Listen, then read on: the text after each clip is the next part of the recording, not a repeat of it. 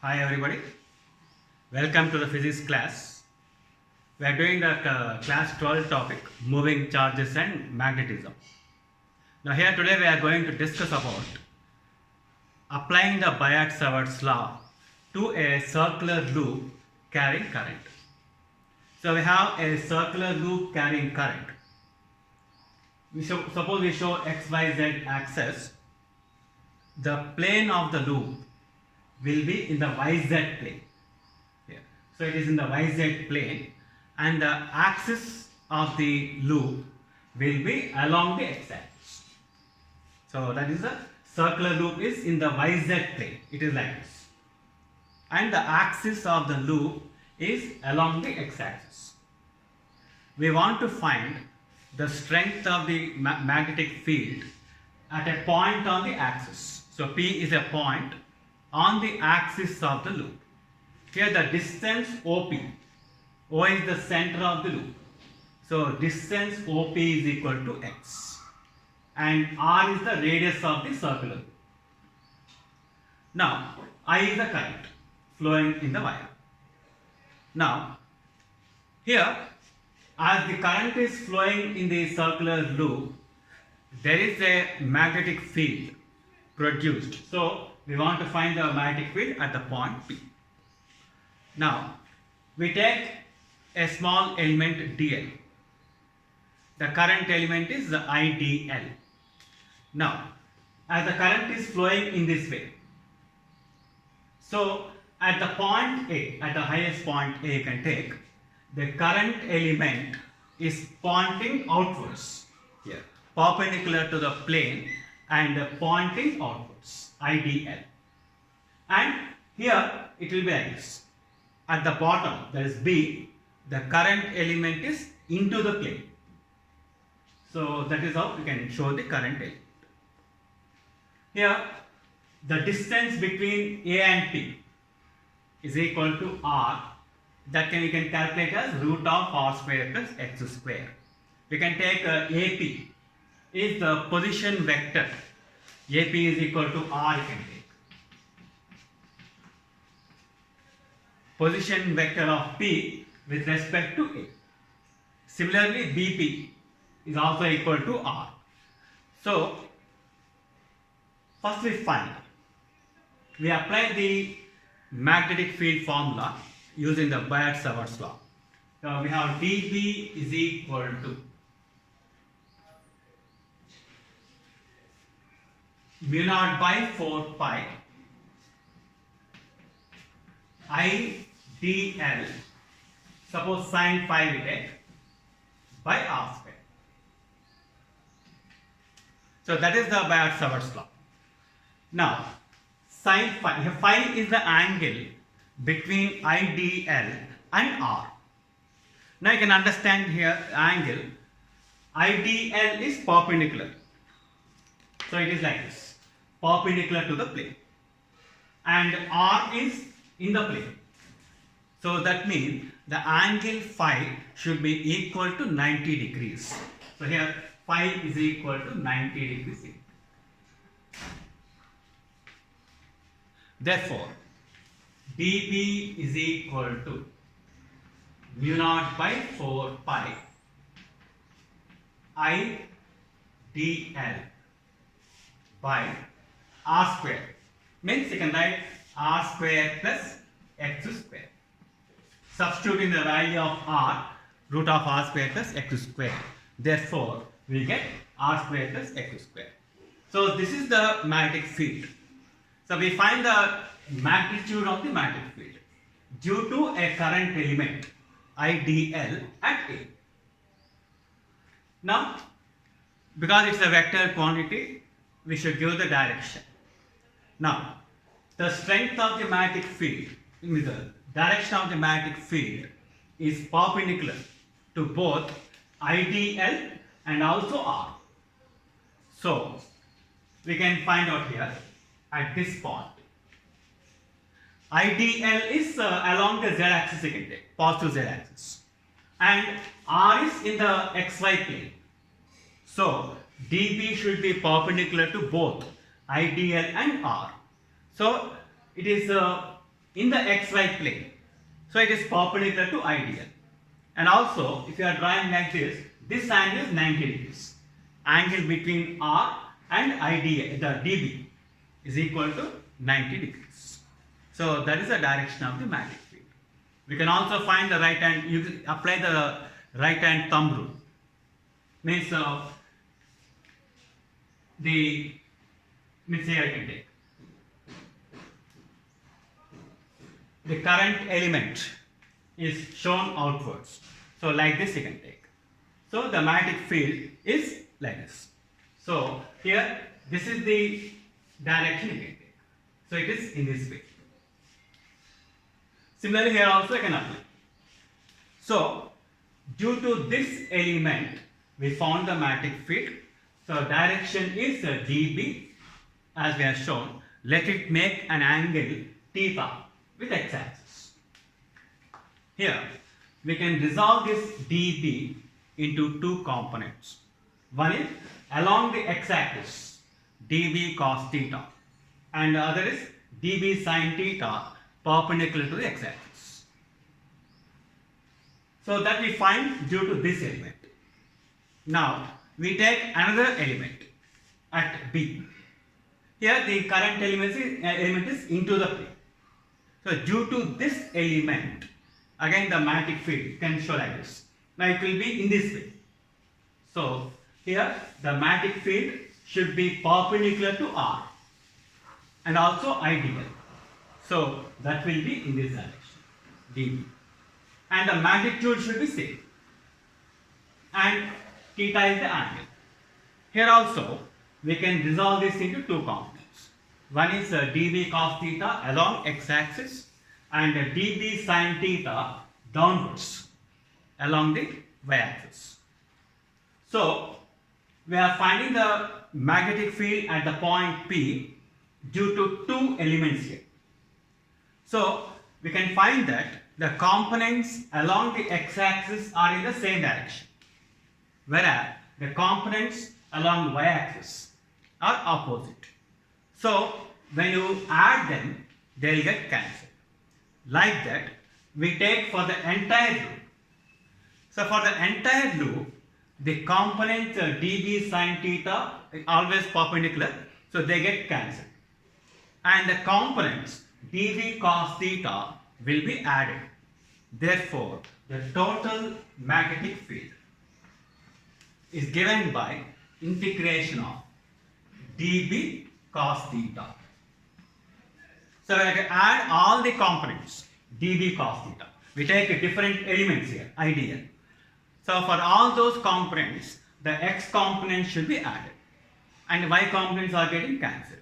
Therefore, dB is equal to integration of dB cos theta. Now you can substitute. Cos theta means if you take this triangle, here this angle is theta. So that means this is 90. So that means this will be 90 minus theta. And if this is 90 minus theta, this is 90. So this angle is theta. Therefore, cos theta can be taken as R by root of R square plus R square. So that is the value of cos theta. That we can substitute here. dB you can put this one. So B is equal to mu naught by 4 pi I dl by R square plus x square into cos theta. So R by root of R square plus x square.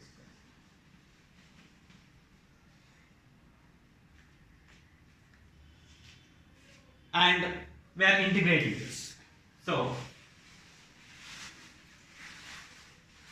this we can write it as B is equal to, take constants outside, mu naught by 4 pi I R by, this will be R square plus x square to the power of 3 by 2. So integration of dl. Now integration of dl, we have to take the limits. Here we are taking the limits on this circular loop. So if you add all the elements dl, that is equal to 2 pi r.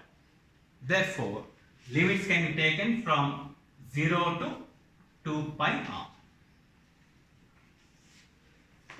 Now integration of dl from 0 to 2 pi r will be equal to 2 pi r. That means we are getting b is equal to mu naught by 4 pi I r into 2 pi r by r square plus x square to the power of 3 by 2.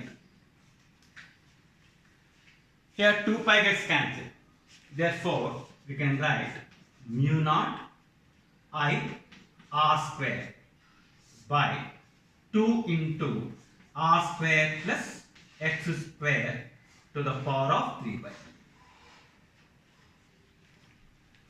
So that is the expression for the magnetic field at a point on the axis. So at a distance of x. Now here we have taken for a single term. In case there are n number of terms, we have to add due to all of them. Therefore, the total magnetic field mu naught n I r square by 2 into r square plus x square to the power of 3 by 2. So that is the total magnetic field due to n number of terms. So I am getting mu naught ni r square by 2 into r square plus x square to the power of 3 by 2. So we have given the magnitude of the magnetic field. So mu naught ni r square by 2 into r square plus x square to the power of 3 by 2. We can give the direction.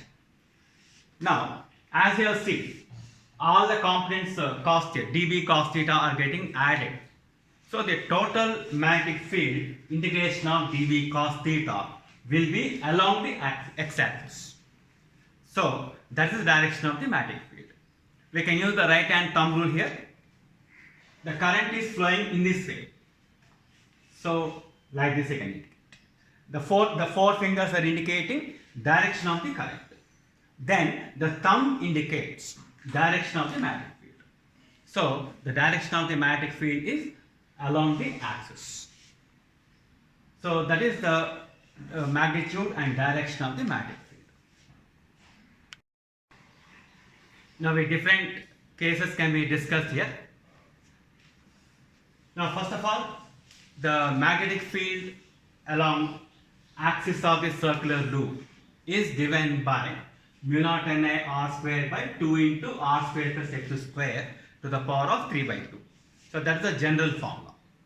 Now suppose we take the distance x is very much greater than r.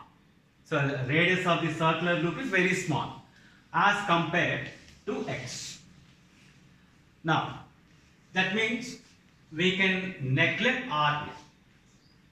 Compared to x square, r square can be neglected. Therefore, we can write b is equal to mu naught n I r square by 2 into, here x square to the power of 3 by 2 means x cube. So mu naught ni r square by 2x cube n. Suppose we multiply and divide by 2 pi.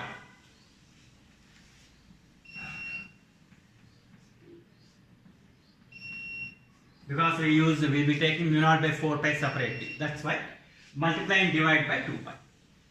So b is equal to mu naught by 4 pi. Here I can write it as 2 into n into I into pi r square by x cube. So mu naught by 4 pi, 2 separately writing, and I and pi r square. Now pi r square is the area of the loop. Now, the term NIA represents magnetic moment. So, capital N represents the magnetic moment. So, it's given by, suppose any circular loop is taken. Current in the loop is I. A is the area of cross section. So the magnetic field is given by, the magnetic moment is given by current into area. The direction, it's a vector quantity, so you have to give the direction. So the direction is given by the right hand thumb rule. So suppose the current is passing in the anti-clockwise direction. Then the thumb indicates direction of the magnetic moment. So here dot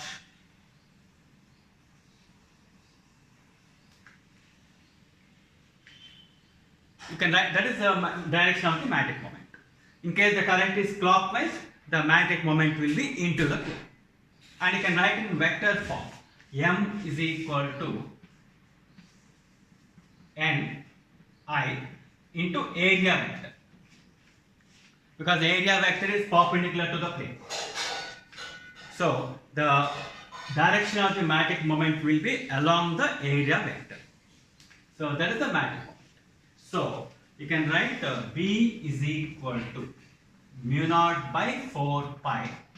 Now in place of Ni into A, this is the magnetic moment. Therefore 2m by x cube. So that is the strength of the magnetic field at some distance x. When the radius of the loop is very small, we can use this formula. So mu naught by 4 pi 2m by x cube. It is similar to the electric field intensity at a point on the axial line of the dipole, electric dipole. Means in case of electric dipole, you can write 1 by 4 pi epsilon naught 2p by r cube or x cube it is. So it is similar to that one. So this is a magnetic dipole. So a circular loop carrying current is acting like a magnetic dipole. So when we see one phase, the current is in the anti-clockwise direction. The magnetic moment and also the magnetic field will be coming out. So this phase acts like a north pole. Suppose the current is moving in the clockwise direction. Current is in the clockwise direction. Then you can indicate like this. The thumb is into the plane. So both the magnetic moment and the magnetic field are into the plane. So this phase will act like a south pole. So whenever current is passing in a circular loop, it is acting like a magnetic dipole. So due to that magnetic dipole, we are finding the magnetic field at a point on the axial line. So that is given by mu naught by 4 pi 2m by x cube. So next we find the strength of the magnetic field at the center of the circular loop.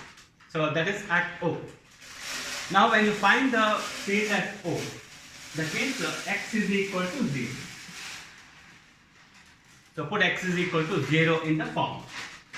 So what we get, B is equal to mu naught NIR square by 2 into, here x is 0, therefore r square to the power of 3 by 2 will be r cube. So you can write B is equal to mu naught Ni by 2r. So that is the magnetic field at the center of the circular loop. Direction we can find out. Right hand thumb rule can be applied. So at the center, the current is anti-clockwise, the magnetic field is coming out, and if the current is clockwise, the magnetic field is into the plane. So we can find the directions. So if the current is in the anti-clockwise direction, you can indicate a dot. So this is the anti-clockwise direction. 4 fingers in the anti-clockwise direction, thumb is pointing upwards. In case current is in the clockwise direction, then it is cross. So again, right hand thumb rule can be used. So 4 fingers are showing the current. The thumb indicates magnetic field. So both the magnetic field and the moment are indicated in the same direction. So next one. Suppose we are given an arc. An arc is subtending an angle theta at the center. R is the radius of the arc. Then what will be the magnetic field at the center? It is O. So for that, here number of turns is given by length of the arc divided by total length, means the circumference. So L by 2 pi r, and that's equal to theta by 2 pi. Means this arc of length L subtends an angle theta at the center, and arc of length 2 pi r subtends an angle 2 pi. Therefore, n is equal to theta by 2 pi.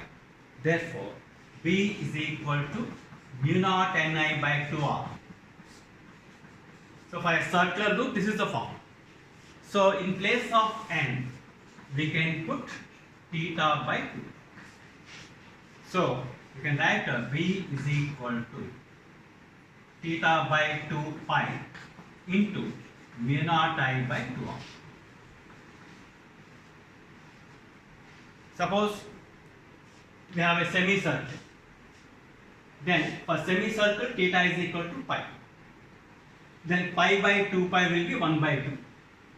So n is equal to 1 by 2. In case we are given a quadrant, then theta is equal to pi by 2.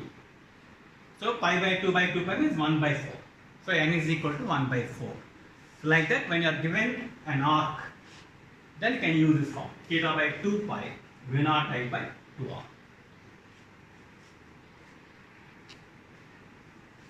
Now, we can show the variation of magnetic field with the distance. Now, this is the circular, the center of the circular loop.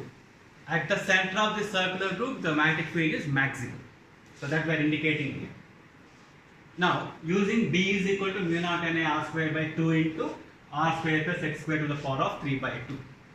So here, differentiating d square by twice here, we find that d square b by dx square is equal to 0 and db by dx is equal to constant when x is equal to plus or minus r by 2.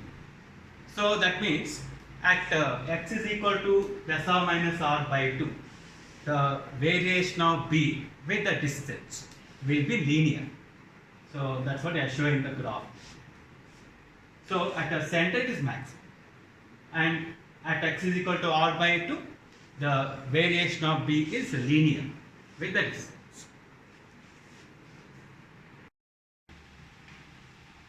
Now we discuss some more applications of Biot-Savart's law.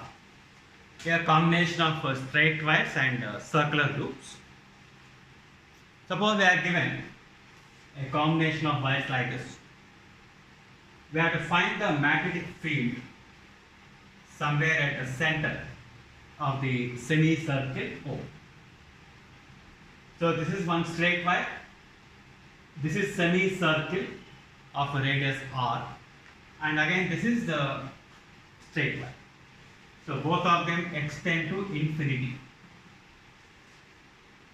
So what is the magnetic field at the center? Suppose you take this is 1, 2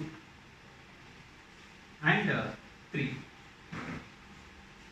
So this is one wire.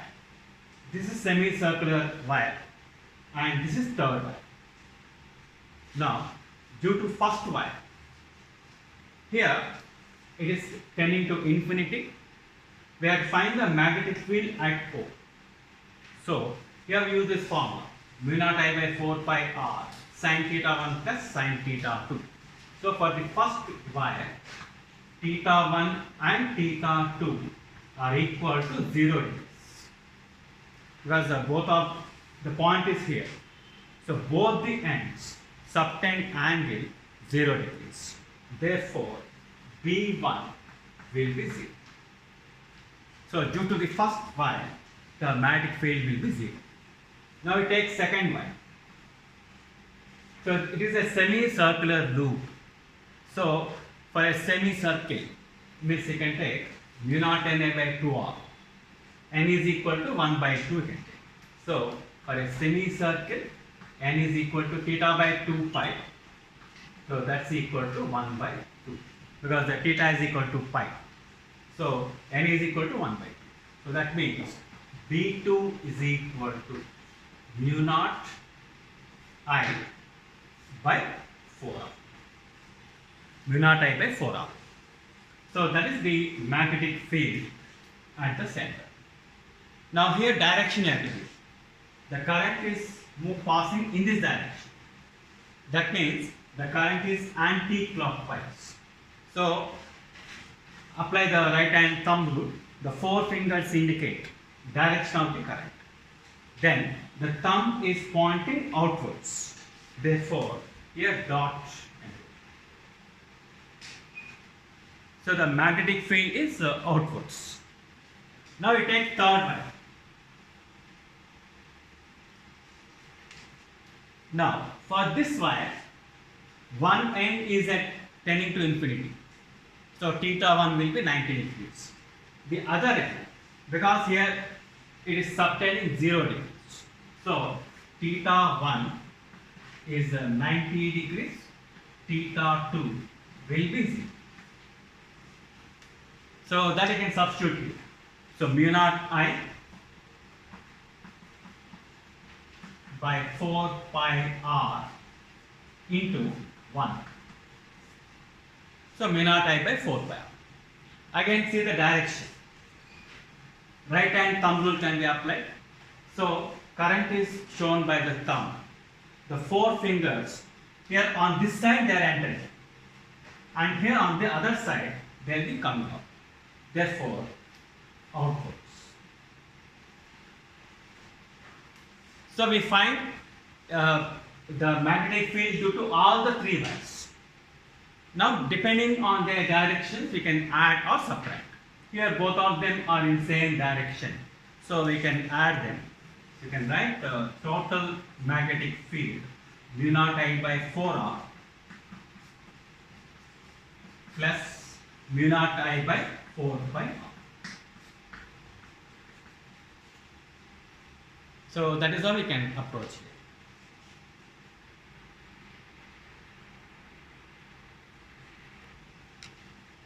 Now here we are given a wire like this, a circular, say arc of a loop. Now the current passing through it. Here this circular loop subtend an angle theta. So both these circular loops of radii Kepler and arc subtend an angle theta at the center. So I is the current. What is the magnetic field at the center? So here, suppose you take this one as 1, 2, 3 and 4. Now these 1 and 3 are straight wires. However, for 1 and 3, theta 1 and theta 2 will be 0.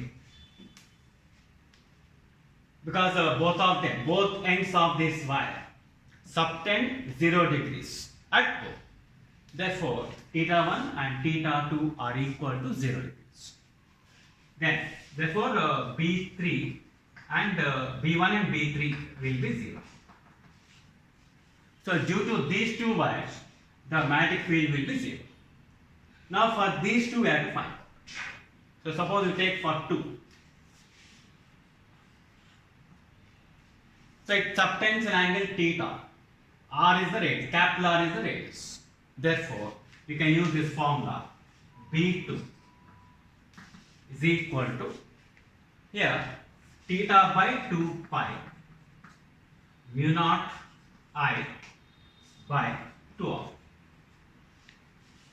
So that is the magnetic field at O. So theta by 2 pi mu naught I by 2r value. Here the direction you have to see.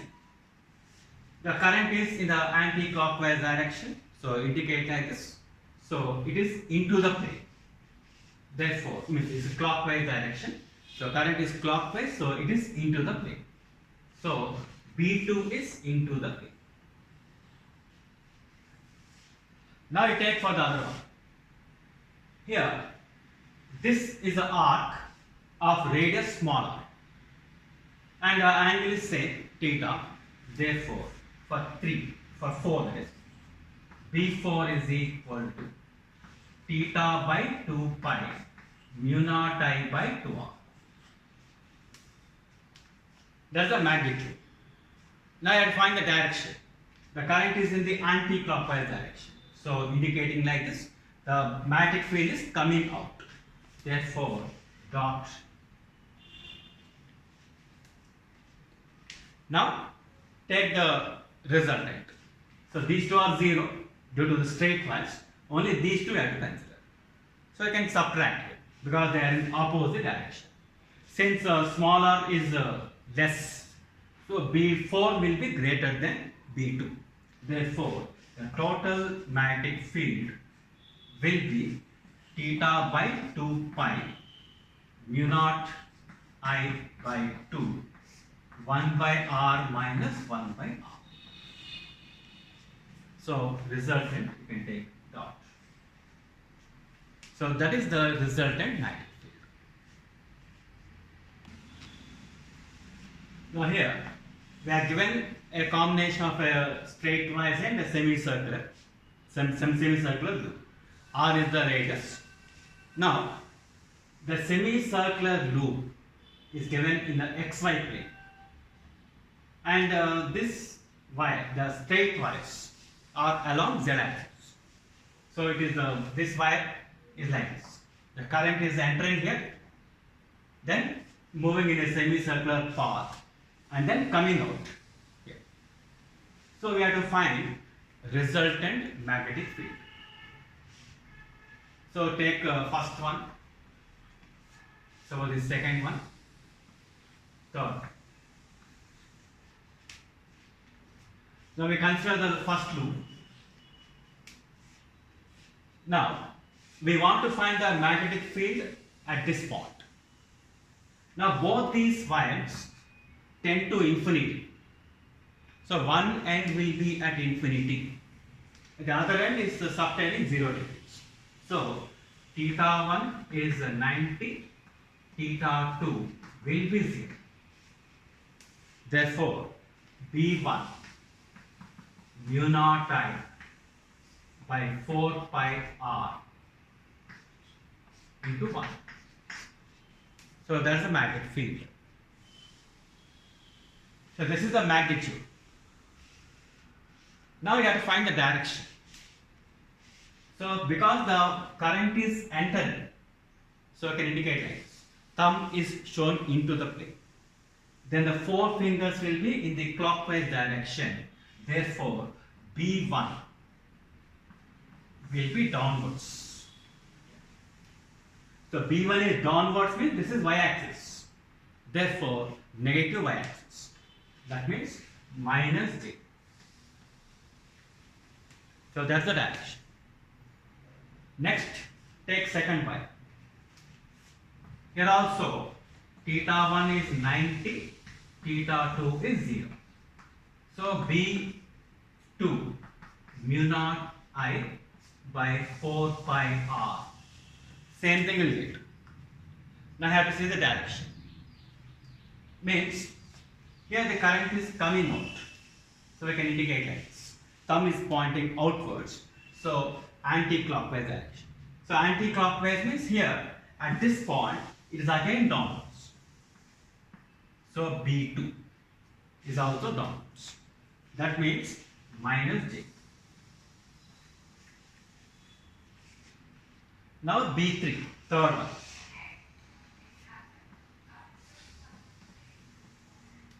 Now it is a semicircular loop. So for a semicircular loop, n is equal to 1 by 2. So B3 is equal to mu naught I by 4R. Because n is equal to 1 by 2. So mu naught I by 4R. So that is B3. Now I have to give the direction. The current is in the clockwise direction. So that means indicate. 4 fingers are showing the clockwise direction. Thumb is pointing into the plane. So thumb is into the plane means because this is z-axis coming out. So minus z-axis, minus k. So this will be minus k. So we got all the three, the magnitudes along with the directions. Now we have to add them. So the resultant magnetic field in vector form we are writing. Yes, these two are adding because both of them in same direction. So mu naught I by 2 pi r.